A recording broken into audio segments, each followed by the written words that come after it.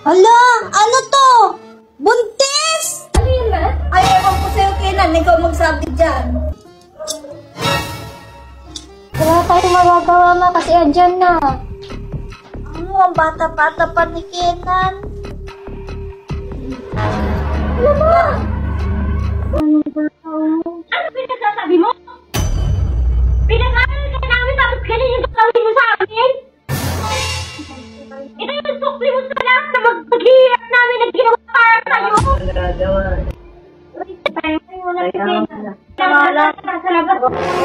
Ba't kaya dito?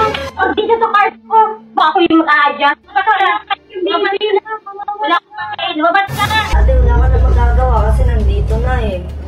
Ano pa magagawa natin, di ba? Hindi pwede sabi. Lumayas sila dito. Hindi ko O saan kami titira? Wala kong bakit. Ikaw nagbuntis, di ba? E di, maghanap ka na matitihan nyo. Saan kami titira? Di namin alam. Kasalanan namin yan.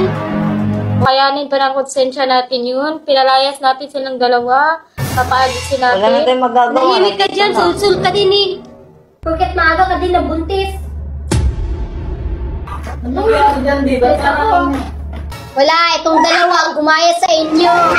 Kay bata-bata, nakabuntis agad. Hindi, may magagawa tayo dyan. Palayasin natin to. Umalis ka na dun eh. Wala kaming pakit sa'yo. Ay, Sophia, wag naman ganyan. Bawa ka sa mga magiging bata. Ay, Sophia, wag naman. Bukas na lang. Focus na no, kasi kawawa naman yung mga buntis, oh. Ikaw, manahimik ka dyan. Sul-sul ka din kasi malandi ka na agad na buntis. Ikaw yung bibig mo, yung tabas niya.